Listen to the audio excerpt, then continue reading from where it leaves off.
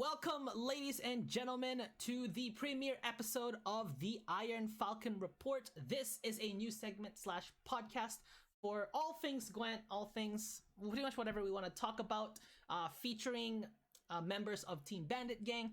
And today, for our very first episode, I am joined by two very beautiful, handsome guests. We have Bomblin and we have Briberyplayer. So I'll leave the floor for you guys to introduce yourselves and anything interesting you guys want to say to the audience. So go ahead. Hello, so I'm Bomblin, I'm streaming Gwent, and I also make some YouTube videos. You may know me from my spreadsheets if you visit Reddit, because I made shit ton of them on the Google Docs, and I try to upload them on Reddit regularly every month, so maybe you know me from them. And also I have dog, and I love squatting and playing Russian music, so maybe this Slav blood is in me still. And I'm Briberyplayer, I'm streaming on Twitch and I plan to do some YouTube soon. I will be sure to have links for these guys down in the description below if you guys ever want to go check them out for whenever they make new content or whenever they go live on Twitch. And I am Enzo. I will be sort of the host for probably the first few episodes until we sort of get the things established, and you guys will be seeing different panels of Team Bandit Gang members. This will be on the Team Bandit Gang channel on YouTube, so be sure to go check it out when it goes live. We'll be sure to post sort of on Twitter when this video goes live. So today's topic, we will be talking about draft mode. Now, draft mode has been out for a month now by the time this video is being recorded. And we have a few things to say about draft mode. I believe it's a very new concept, I think, compared to arena mode. So I'll leave the floor with you guys. What do you guys think about the draft mode so far? How much have you guys played with it? I've played about... I didn't play that much. I played at the beginning, like a lot of it, pretty much daily for like 3 days after I started. But it's definitely, you can definitely tell that it's in beta mode. There are a lot of things that need to be improved. For example, there are a lot of packages that don't make sense, right? Like I saw triple Campy and stuff like that. There's not any synergy with that. And I saw triple Geralt, which is sometimes cool because you get different ones. But if you get like triple Igni, you can very easy to break one of them at least. So I think it has potential, but it definitely needs more work and more. The packages need to make more sense and stuff like that. And they obviously need to add rewards to it. Yeah, and I've been playing a lot of draft when it launched as well. I think non-stop for like 3-4 days. And then my hype a little bit died, but I tried to play at least one game every second, third day. So I try to keep playing it because it's basically more fun than I expected at first. So I like this mode. I played it a lot with pretty decent win rate, but well, with the time, my hype is a little bit going down with this mode. So I'm going to be the party pooper on this, and I will say I am actually not a big fan of draft mode as if like at its current state right now. A lot of it is because in beta, so I am pretty patient when it comes to it. I did not play as much as you guys did. I only played about 3 games and then like I just stopped playing just because I could already sort of see like sort of the big problems, the big elephant in the room, as you could say, about things that could be improved with this mode. I wanted to make sure that I'm not the only one who had this opinion, so I actually went and watched Freddy Babes' opinion video on it. He uploaded it last month, if you guys haven't seen it, and he talked about a lot of things that that sort of mirrored what I was already thinking. I just didn't know how to express it. So one of the big things is definitely cross faction synergy. We noticed that with the upcoming Way of the Witcher expansion, we are seeing cards that are starting to sort of have abilities that didn't used to fit the faction. Like one big one, let's for example Archgriffin, because that one is a Northern Realms card, but the ability looks like it's meant for a Nilfgaard card. So I'm wondering if that's more meant for like, if that's something they're trying to explore with for draft mode, because I think cross-faction synergy is definitely something that should be addressed, I think, when it comes to, being able to select your cards, to have cards that have abilities that are sort of flexible enough so that it can work for any faction while trying to maintain, but because the gameplay is a lot of fun. Like I enjoy the concept of selecting the deck, selecting your leader ability, then your core card, then you have packages of 3 cards. It's not as random in a sense. I put quote unquote random as like arena because you have more structured packages to select from. But yeah, that's sort of my biggest thing is that. Yeah, but at the same time, it creates another problem because what I found in draft is that it actually sort of turning to be a semi-competitive environment.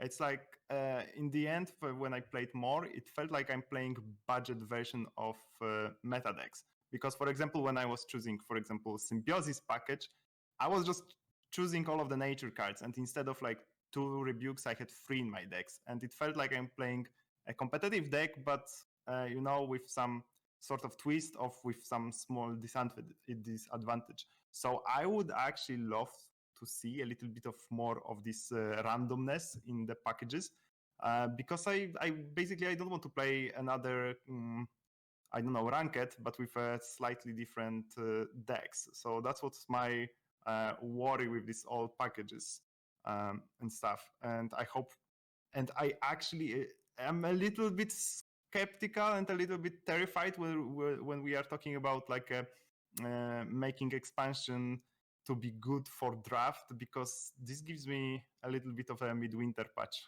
vibe. Yeah, I think the main focus with the Northern Realms card was first of all to make Pincer Maneuver playable, or Pincer Maneuver, whatever. Yeah. But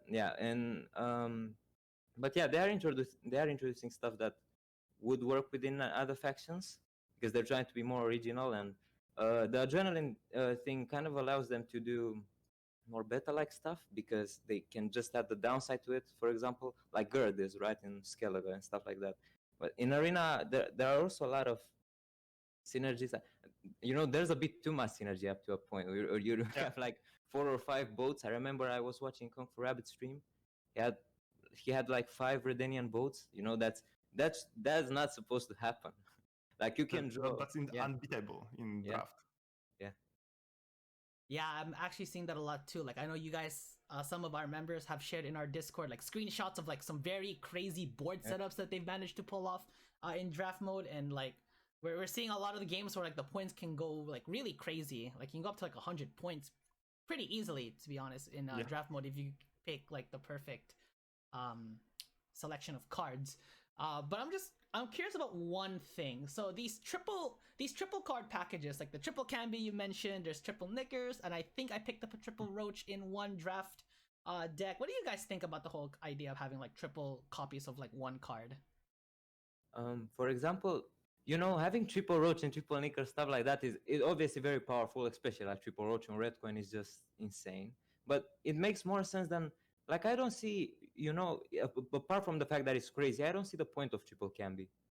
Like, you will never get any sort of value out of it. You're not gonna get 3 Morgvargs. I'm talking about the Morgvarg that gets discarded, Yeah. To synergize with Canby and stuff like that. Triple Roach can be very powerful because it's an easy card to trigger. You just play a gold. Stuff like triple Canby just doesn't make sense in this deck. Yeah, I kind of agree with Bribery because we cannot have too much of anything if we are playing only 26 cards. So if we sort of in Gwent we play 10 cards in round 1 and 10 cards in round 3, sort of, or at least some 15 cards or something like this. So most of the deck will be played, and if you have 3 cards that are unplayable and then you draft another 3 cards that are playable, then you make your deck to, like, in the end you will just play 4 power and that's it. And it's kind of boring when it doesn't have a synergy or anything. It will just be dropping random cards that just can't find value because it's impossible to find value for like 3 Ignis. So maybe they can adjust these packages a little bit, and I want them to experiment with it a little bit more, because 3 cards of specific card is fun, but I can see potential of more fun in different packages. It doesn't have to be free of to make it fun. I want them to experiment more and maybe add some unique effects that maybe it's not always 3 Cambis, but sometimes it's 1 Cambi and 2 Morgvarts, or sometimes it's 2 Cambis and 1 Morgvart. Something more flexible and maybe some more possibilities out of these options. Yeah, I think, and with more cards coming out, I think we're able to see sort of more potential packages in draft mode, because it's only been out for a month, right? So it's like, we can't expect sort of like the golden, game mode for this game just yet, just because they're still in the beta phase. So, that's why I'm still being pretty patient about it. Like, I'm keeping an eye out for sort of trends and like what people are talking about when they play draft mode, just to see, some crazy decks they come up with, or any lucky or unlucky moments they can possibly have.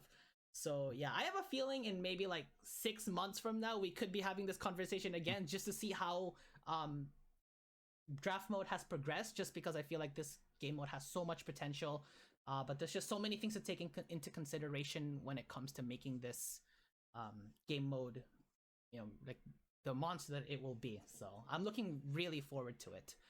So Yeah, the best yeah, the best one that I've had so far was I think it was Masquerade Ball with vampires and stuff. And the reason why that's so good is obviously you put the Thirsty Dame on the board and stuff like that. I also got another Thirsty Dame, or like 2 or 3 of them apart from the one from Masquerade Ball, and then you put all the bleeding on and stuff like that, and it was just beautiful. That was like a tier -1 deck in Arena. Yeah. Bomblin, do you have anything? Yeah, I have one more concern that comes to my mind with draft is MMR. I don't know if I experienced this. I don't think I experienced this alone, but I got matched with very weird MMR players. Like first few games, like first 3 of a new deck was against, most of the time was against people that didn't really know how to play Gwent. Like I don't really mind them. I know that everyone have to learn, but maybe we should implement some MMR inside of it, because it feels just bad when I play against a player who goes like 3 cards down in round 3, and it's not very fun for him and it's not very fun for me. So I want them to work a little bit with MMR for the draft as well. And I know that it's early access still, but I hope it's on their radar, basically. Right, for sure. Like definitely adding a sort of like, maybe not make it like as competitive as, let's say, constructed, but adding those like competitive aspects to it that will affect matchmaking, see who you get matched up with, like exactly what you're saying. Definitely is an idea that I just didn't think of until now, actually. So that's actually a really good point you brought up there. Bradley, I also seen. Oh, go ahead. Sorry, because I've seen a very good suggestion that maybe we shouldn't talk about it, but Hearthstone implemented it with their new mode that basically you can first track your MMR. It's just a number.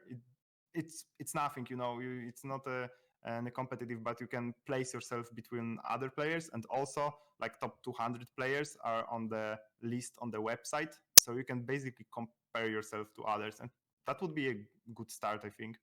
Yeah, and I think it gives people an idea as to sort of where they stand, even though like if it's not going to be used for like competitive, like it's I don't know if it's going to get you like, let's see, to like a tournament or something, but at least it's a way for you to compare yourself to how you're doing compared to like, how like the top players doing. It gives you an incentive to be motivated to keep playing. I think I like to look at leaderboards a lot just for the fun of it, honestly. But yeah, that was what I was about to say. Maybe even like a leaderboard or something. Once it gets to the point where it's it's never gonna be competitive, but a bit less RNG, a bit to make a bit more sense, but still have the synergies in between factions and stuff like that that you just couldn't do in constructed. I think it would be cool to see like leaderboards and stuff like that. Yeah, for sure. And yeah, so I think that is. Do you guys have any sort of final words? Because we are reaching the 14-minute mark here. Do you guys have any final words about this game mode? Like any comments, concerns, questions, etc.? I think people should be a bit patient because it is just the first month. The people who don't necessarily like it, and it does seem to have potential to me. It's definitely not in the best state right now, but it's getting there. It's definitely an improvement over Arena. I think we can all agree with that. Yes. So yeah, that's it. Yeah, fair enough. Bomblin? Yeah, exactly. I was very, very skeptical because I really think that basically the draft mode in Gwent doesn't really make sense because you don't have mana, so you don't have this other thing that you can operate during the draft. But I was surprised that draft is better than I expected, and I have some hopes. It's of course not perfect yet. It lacks a lot of things. like we talked, like MMR, some different packages, some rewards or anything. But well, it's an early access. We still have time, and I hope that in half a year we will have a pretty good second game mode. Yeah, I hope so too. And Bomblin, just to sort of answer to a comment that you said earlier, there is no problem comparing it with how Hearthstone does their sort of things with their secondary game modes, just because, you know, Hearthstone's a very established card game, and there's a lot of things that they do that perhaps we can sort of nitpick from them, just to as a suggestion, you know, to make our game modes better. But draft mode definitely has a lot of potential. I can definitely see it. Again, like Bribery said, it's just been a month, so, you know, we're being patient about sort of the progression that it will go through in the next year. So we're hoping to see some good news out of that. And that will wrap up today's episode of the Iron Falcon Report. Let me know what you guys think in the comment section below to add to the conversation. If you guys have sort of any comments to add to the stuff that we said about it, anything that we may have missed, we would love to read it from you guys. And we will be sure to put an effort to all future episodes to be recorded and live streamed on Twitch, so you guys can be involved in the conversation.